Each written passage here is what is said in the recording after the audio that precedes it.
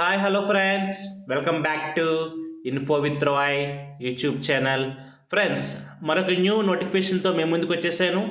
అదే AP PG CET 2026 notification గురించి.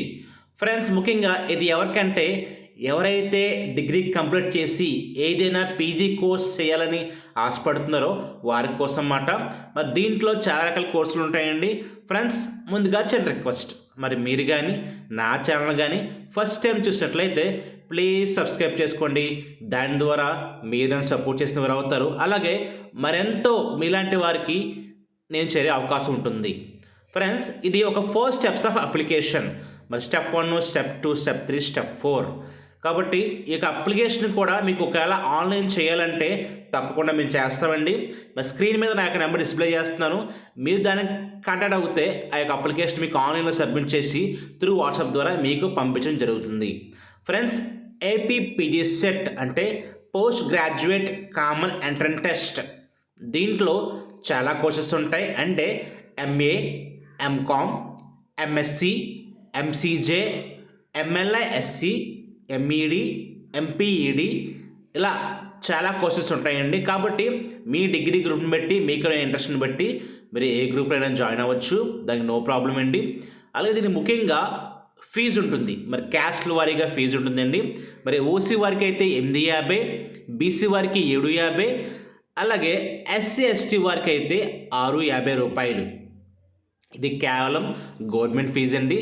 మీరు ఎగ్జామ్ రాస్తున్నందుకు తర్వాత వాళ్ళు ప్రాసెస్ చేయడానికి వారు తీసుకునే గవర్నమెంట్ ఫీజు గమనించండి. అలాగే ఇంపార్టెంట్ డేట్స్ కూడా చూద్దాం. ఇది ఎప్పుడు స్టార్ట్ అయ్యింది, ఎప్పటిదాకా సమయం ఉందంటే ఫ్రెండ్స్, ఇది స్టార్ట్ అయ్యి జస్ట్ 2 days మాత్రమే అయింది.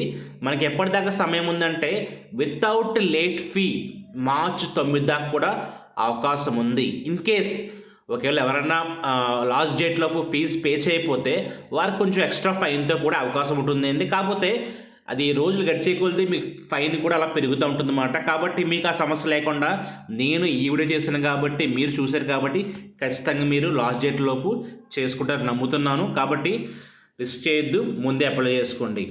అలాగే అప్లికేషన్లో మీకు కరెక్షన్స్ ఉంటే మాత్రం అప్లికేషన్ డేట్ క్లోజ్ అయిన తర్వాత అంతే 25th మార్చిన మీరు ఎడిట్ చేసుకోవచ్చు. అలాగే మీ ఎగ్జామ్ డేట్ అనేది మే 5 నుంచి మే 11 వరకు ఉంటాయండి. మీకు ఏదో ఒక డేటు లేదా ఏదో ఒక సెషన్ సెలెక్ట్ అవుతుందండి. అలాగే మీకు హాల్ టికెట్స్ అనేవి ఎగ్జామ్ డేట్కి కరెక్ట్గా వారం ముందు రిలీజ్ అవుతాయి. మీకైతే మొబైల్ కానీ మెయిల్ కానీ మెసేజ్ ఏమి రాదండి, మీరు ఫాలో అవుతూ ఉండాలి. ఫ్రెండ్స్, దీంట్లో సుమారుగా 17 యూనివర్సిటీలు పార్టిసిపేట్ చేస్తున్నాయి. మీకు మెయిన్ చాలా పేరున్న యూనివర్సిటీలే శ్రీ వెంకటేశ్వర యూనివర్సిటీ, ఆంధ్ర యూనివర్సిటీ, శ్రీకృష్ణదేవరాయ, ఆచార్య నాగార్జున, పద్మావతి, యోగవేమన, రాయలసీమ, ఇలా చాలా యూనివర్సిటీలు దీంట్లో పార్టిసిపేట్ చేస్తున్నాయన్నమాట. కాబట్టి మీకున్న ఏరియాని బట్టి, మీకున్న రీజియన్ బట్టి మీరు ఏ యూనివర్సిటీకైనా సెలెక్ట్ చేసుకోవచ్చు. దాంట్లో కూడా మీరు చదువుకోవచ్చు, నో ప్రాబ్లం అండి. అలాగే ఈ యొక్క అప్లికేషను మీకు ముందుగా చెప్పినట్టుగా అంతా ఆన్లైన్లో చేసుకోవాలి, ఆఫ్లైన్ కాదండి.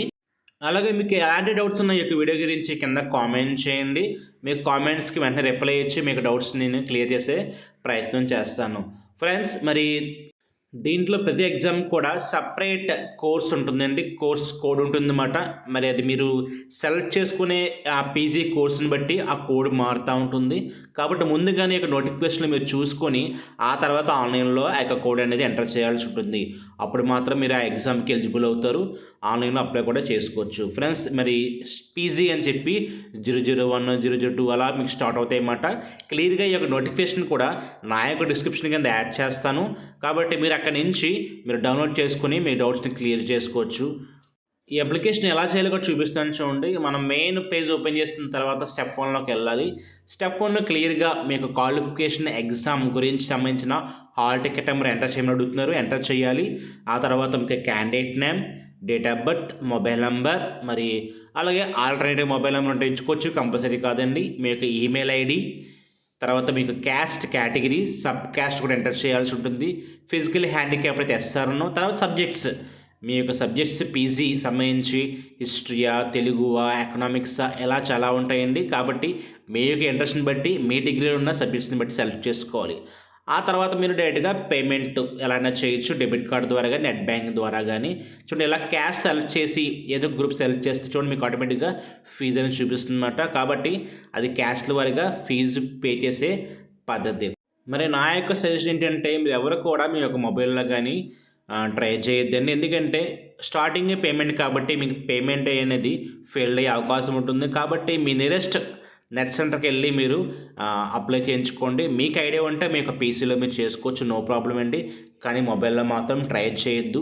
అలాగే ఫోటో సైన్స్ కూడా కొంచెం ఇబ్బంది పడుతుంది అప్లోడ్ అవ్వడానికి, అవి సైజులు కానీ, యొక్క విడ్త్ హైట్ కానీ. కాబట్టి మీకు ఐడియా ఉంటే చేసుకోవచ్చు. ఐడియా లేకపోతే మాత్రం మీ నియరెస్ట్ నెట్ సెంటర్కి వెళ్ళి కన్సల్ట్ అవ్వచ్చు, లేదా అప్లికేషన్ చేయాలంటే మమ్మల్ని కాంటాక్ట్ అవ్వచ్చు. Thank you.